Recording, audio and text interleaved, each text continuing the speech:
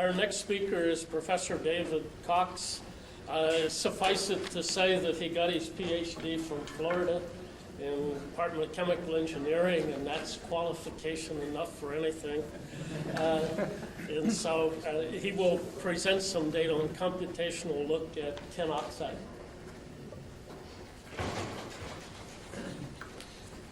Thank you, Bert. You may recognize this title as the title of somebody who wasn't sure exactly what they were going to have to present at the time the conference rolled around. I've been working on this project with a colleague in engineering, science, and mechanics, Dave Teeter. He's been instrumental in the work we've been doing. He's a second-generation density functional theorist, and I've been acting as his graduate student, and he's told me not a particularly good one so far, but that hasn't deterred me yet in this work we've been doing. Also want to acknowledge my sponsors. Some of the experimental work that I'll talk about, that I'll allude to, that are related to the calculations, have been funded by DOE Basic Energy Sciences, and they've also been very happy to have us go off and make as many calculations as we want, not at the expense of their program. So we're kind of doing this in combination with our experimental work. Our interests in my laboratory are in the surface chemistry of compound materials. We've had a long interest in metal oxide surface chemistry. In particular, we're interested in electronic and structural properties of oxide surfaces. We've been looking experimentally at structure-function relationships in oxide surface chemistry and trying to relate observations that we've made to properties of oxide surfaces, things like surface composition, the extent of oxidation or reduction, oxidation states of the cations, and the local coordination of the cations and anions at the surface. The other thing we've been interested in is the influence of surface defects on reactivity on oxide surfaces, in particular oxygen vacancies. And today the work I'll talk about on tin oxide has to do with the impact of oxygen vacancies on some of the chemistry and electronic properties that we see. Why interest in tin oxide? Well, it's shown up as a useful component in a number of mixed oxide catalysts for doing things like selective oxidation, oxidative dehydrogenation. That's one of our areas of interest. Here's the surface that we've been working with experimentally and computationally. We've been doing ultra-high vacuum surface science studies on the properties of SNO2 110 surfaces. Tin oxide crystallizes with the rutile structure similar to TiO2, and this 110 surface is the natural growth face for this material. If you take the bulk material and try to cleave a surface, breaking the minimum number of cation-anion bonds, you do that along the 110 surface direction. Forms a nonpolar surface that's fairly stable structurally, but not necessarily compositionally. There are two crystallographically inequivalent types of oxygen anions that are available at this surface. The ones that I've colored in red here are in the top atomic layer. They sit in bridging positions between tin cations and the second atomic layer. The blue ones are in the second atomic layer. They show up in this layer with the cations that are exposed that you can see there. They're referred to as in plane, basically because they're in the same plane with the tin cations that you can see. It's a nomenclature Vic Henrich developed several years back working with TiO2 110 surfaces. Here's what we like about this surface. It's a nice model defective surface. We can prepare it in a number of different types of compositions by using a combination of oxidation and reduction treatments. We found that we can prepare this nearly stoichiometric surface by high temperature and high pressure oxidation. I'll point out that this 1 torr of oxygen, or 1/10 of a torr of N2O, is high pressure if you normally work in ultra-high vacuum. I know that's not to most everybody else. We can prepare this surface by oxidation. If we take this surface in vacuum and heat it to about 700 Kelvin, we find out that these bridging oxygen anions are very labile. They all leave the surface, and they open up these new sites where we expose 10 cations with a coordination number that's dropped now from 6 to 4, and these have gone from a +4 to a +2 oxidation state. If we go to higher temperatures in vacuum, we generate some oxygen vacancies in what was originally the second atomic layer. Here I'm showing a single isolated vacancy. Basically what it does is it takes these 5 coordinate cations, reduces their coordination to 4, takes these 4 coordinate cations and reduces their coordination to 3. We've been studying variations in the chemical properties of these surfaces, looking at oxidation reactions, and seen some interesting things. I'll give you a very brief overview of that. Really, I just want to concentrate on one thing. These are results from Vicki Gerger's thesis in my laboratory several years ago. The one I really want to point out here are these results for methanol. We're looking at the selective oxidation of methanol to formaldehyde, and all these results come from thermal desorption measurements in ultra-high vacuum. Basically, what we find is that the activity of this surface is low initially in the stoichiometric state. As we go to the reduced surface, where we've removed all those where we've removed all the bridging anions and opened up those 4 coordinate sites, the activity reaches a maximum, and then as we introduce in-plane defects, the activity drops off.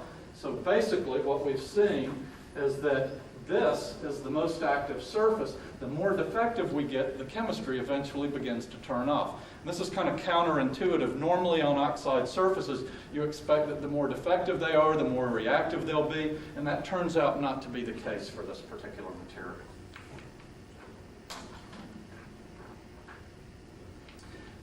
One of the criticisms we've taken from time to time about our work in this area has been that when we show some of these defects, these pictures I'm showing you are just simple terminations of the bulk structure, and on several occasions I've had people tell me there's really no way a site like this can exist, because with a coordination of 3 for this cation, it's going to rearrange, try to maximize its coordination, and basically eat this site alive.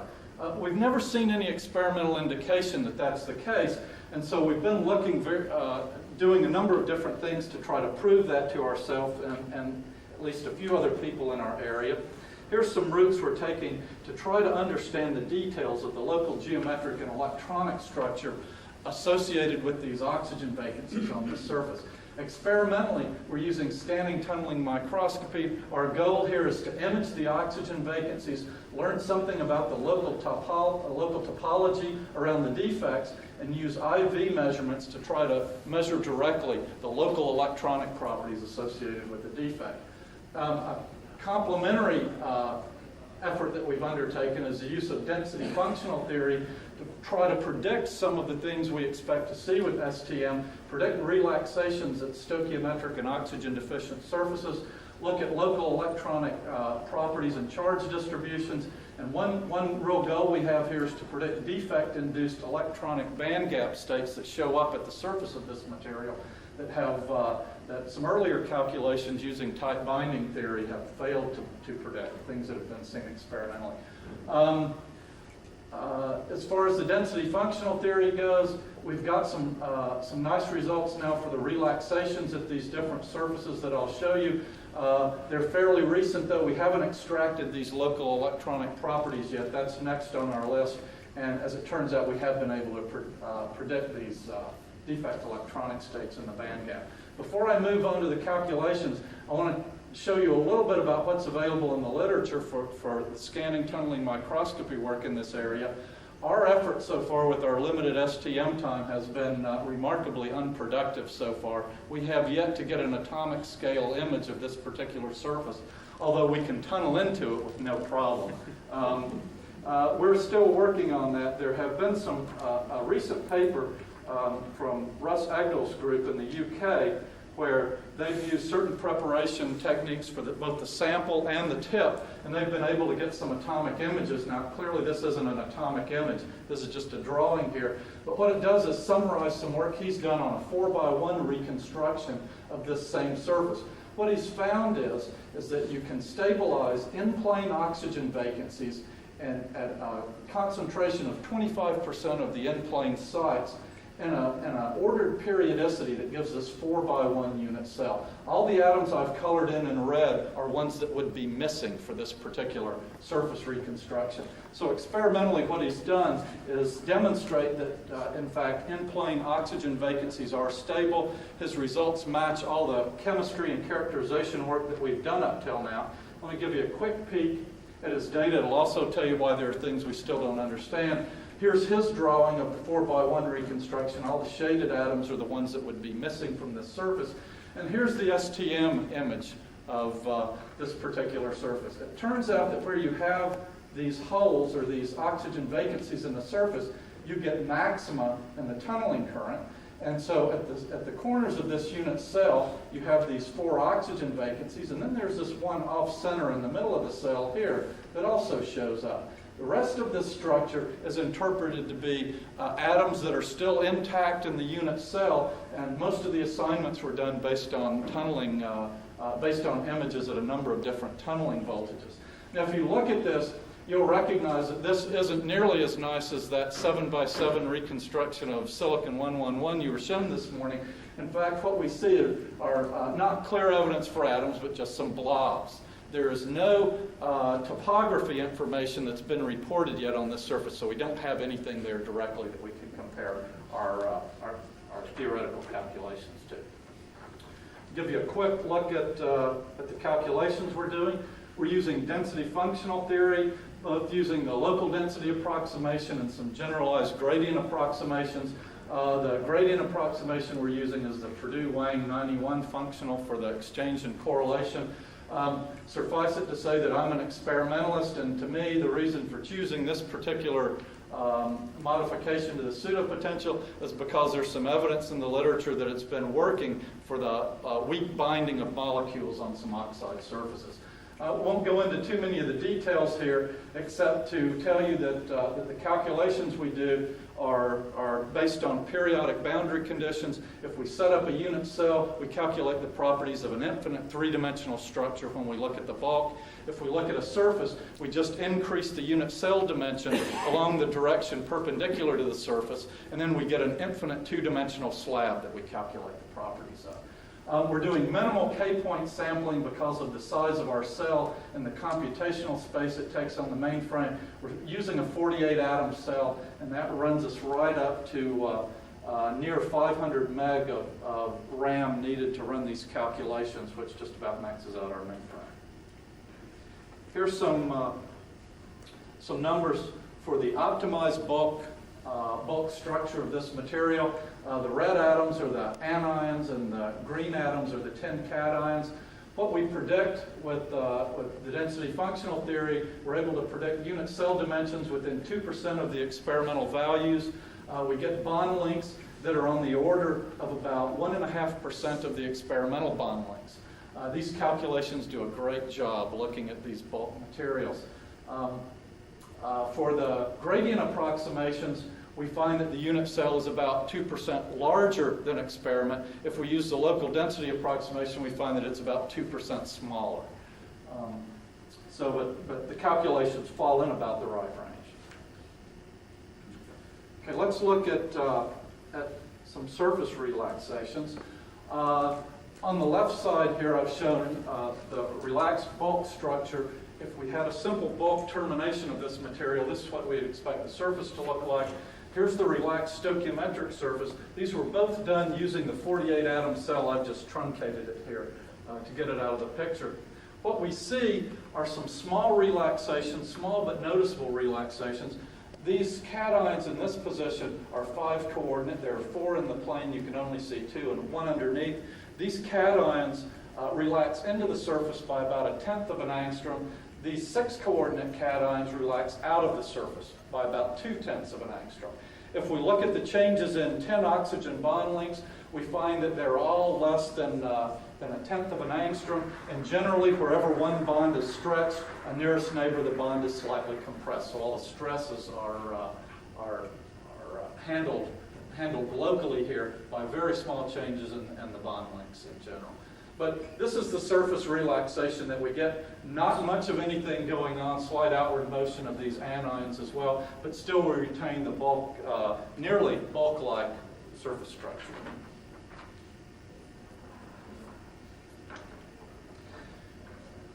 If we look at the electronic properties associated with the surface, what I've got here is a density of states that we've plotted from our LDA calculations, compared to a helium-2 UPS spectrum taken in our laboratory, we predict the width of the valence bands correctly. We get about 9 eV experimentally, and according to the computation, we end up with a clear feature being reproduced here. I would argue that I'm a spectroscopist by training, so that I can look in here and basically find as many features as I want. But I would say that we're at least reproducing the structure of the valence bands in here reasonably well. The details aren't fine because we've got small number of K points that we're sampling, so we don't get a high density of eigenvalues that we can plot along here to describe the density of states.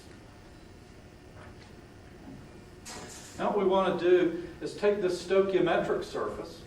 I want to take the stoichiometric surface and remove these bridging oxygen anions and see what happens to the structure. And here's what happens. We remove these anions, the coordination of these particular sites goes from 6 down to 4.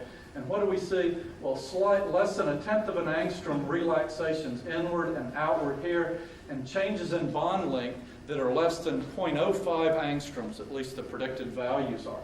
We're seeing very little change in the structure as a result of pulling off these bridging oxygen anions. Next thing we want to do, we want to take out one of these in-plane anions and see what happens to the structure. These are the ones I've caught the most flack about over the years. Very low coordination cation sites that I've been told would definitely relax. Our unit cell, surface unit cell that we're using is fairly small. So if we introduce one in-plane vacancy in that unit cell, it reproduces throughout this infinite two-dimensional slab to be actually quite a high density of defects in the surface. This is the periodicity that we have. If I pull out all these red atoms, I get a 2x1 periodicity. This is the same density of defects that shows up in that 4x1 reconstruction that I told you about. So we're only looking at one unit cell, but the two-dimensional repeat unit gives rise to something with this particular periodicity. Here's what happens when we pull that oxygen atom out. The missing oxygen atom should be in front of this oxygen anion that you can see right there. We again get minimal changes this time perpendicular to the surface, very small changes in the positions of this. Well, it's 5 coordinate here, it's 4 coordinate there. This particular cation has dropped from a coordination of 4 to 3. And what we see is that the position of this thing, the primary difference in these surfaces is that the position of this cation relaxes in towards the vacancy about 0.05 angstroms, according to the calculations. The atom immediately behind it that is not a nearest neighbor to a vacancy kicks back out in the opposite direction about 0.05 angstroms. So what we get is a little corrugation in this row of 10 cations.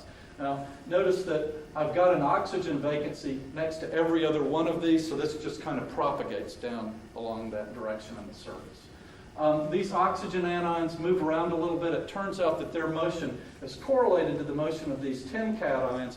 By periodicity, these cations have these oxygen anions as nearest neighbors, and so when this one moves in, that one moves out the same direction. When the 10 cation in the back moves out that direction, this oxygen is pulled in slightly.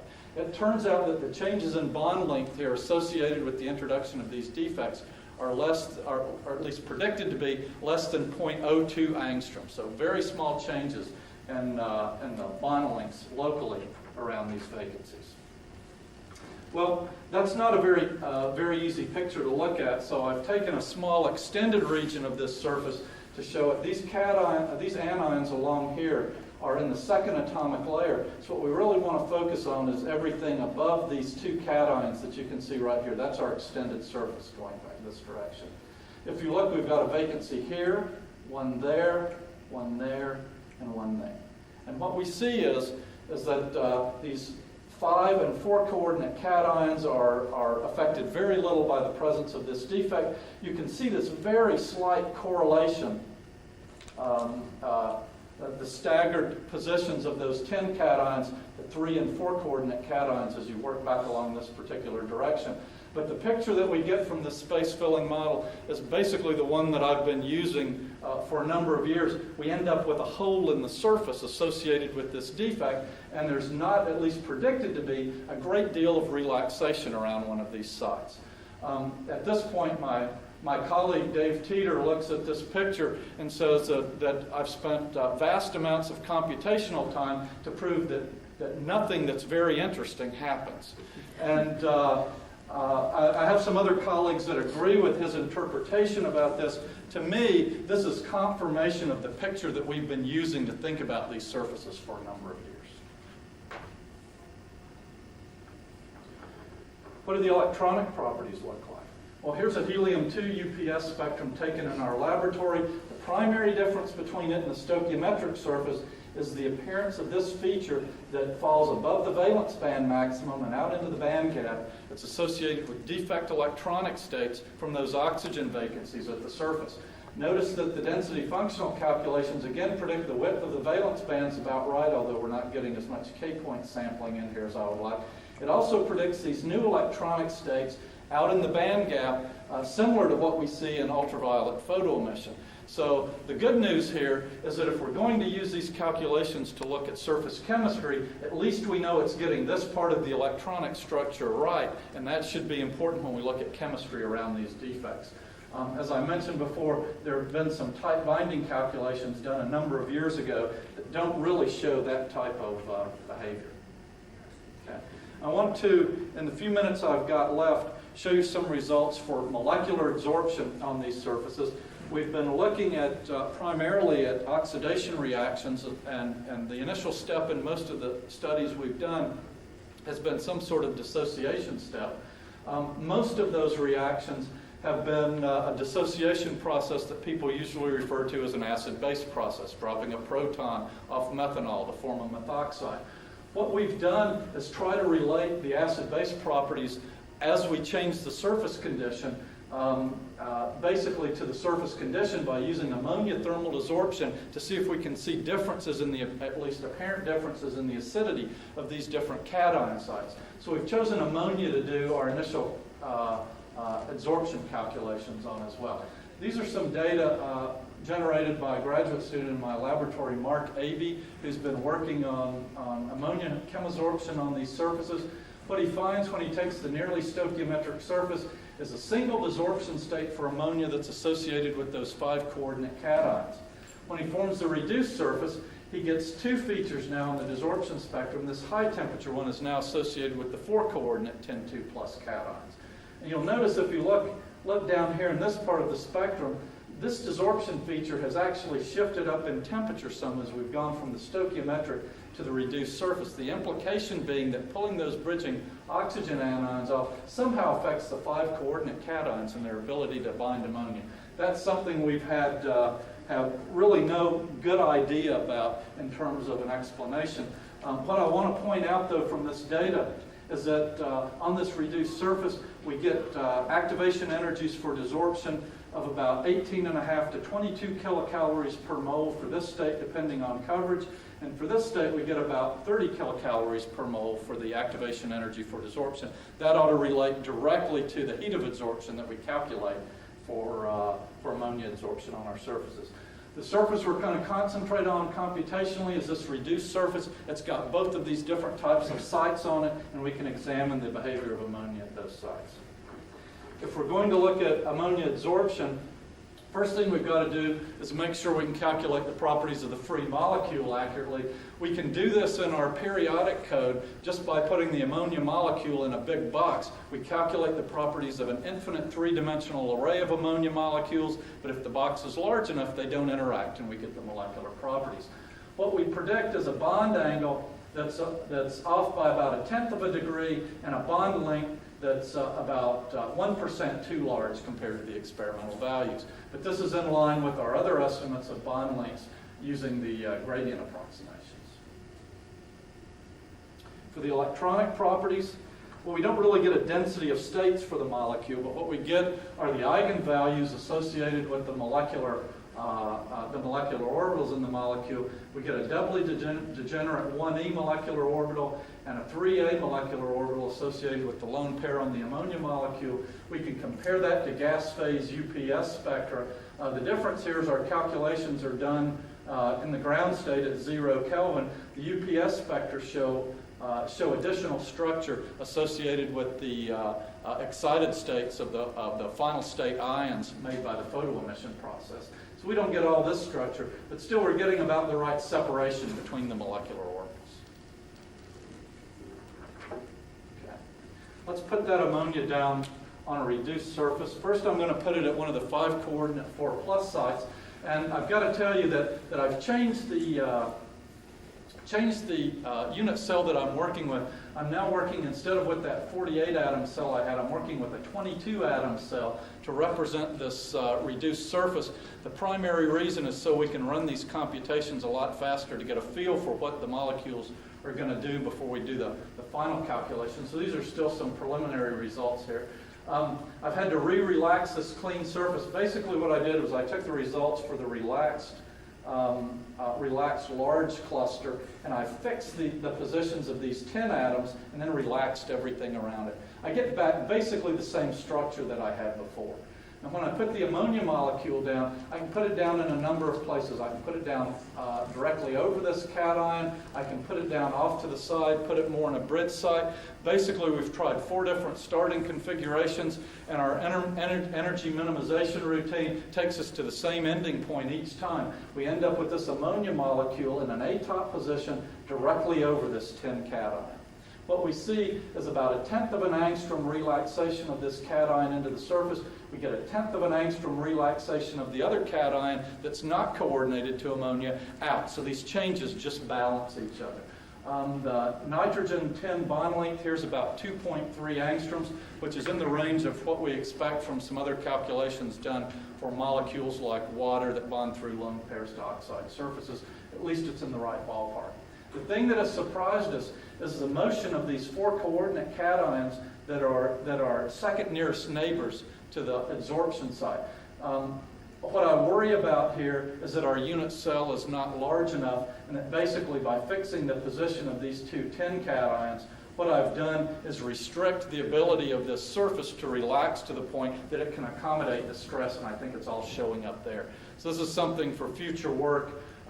We've got to try higher K-point sampling and try to run this calculation on the full unit cell to see if this part of the problem stays intact. What we find in terms of a heat of adsorption, we get a value of 18.9 kilocalories per mole, which compares well to the 18.5 to 22 kilocalories per mole that we measured experimentally.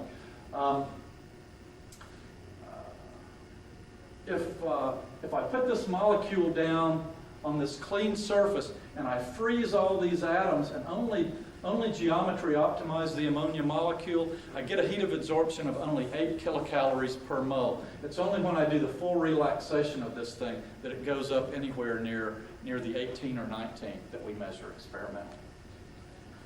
Okay. Last picture here.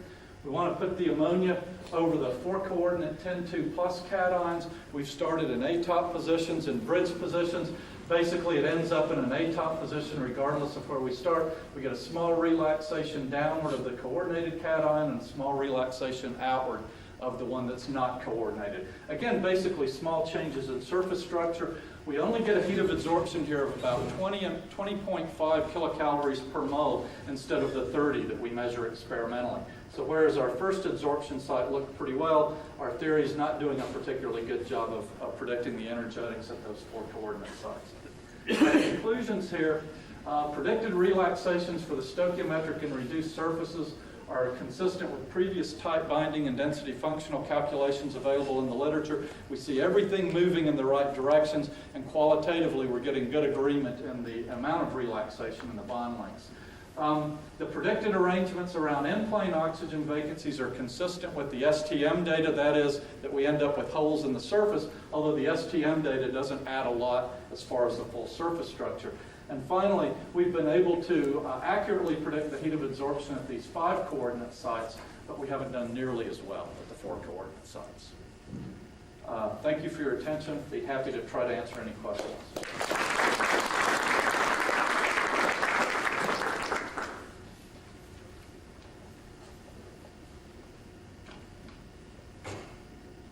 Any question?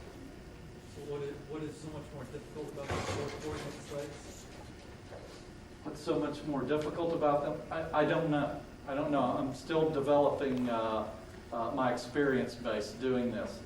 I think that it has to do with the fact that I'm localizing that strain near those cations. I'm not allowing it to propagate through the bulk of the material because I've got such a shallow unit cell. That's a guess at this point, though. Also, we're not sampling very many K points, so it may just be that our energy sampling isn't very good either. But that wouldn't apply in the same way to the flat coordinate site? That part of it, yeah, that part of it would. Basically what, well, actually both of those would, yeah. I frankly was surprised that we did so well with the 5 coordinate sites. Well, perhaps we should thank again Professor Cox and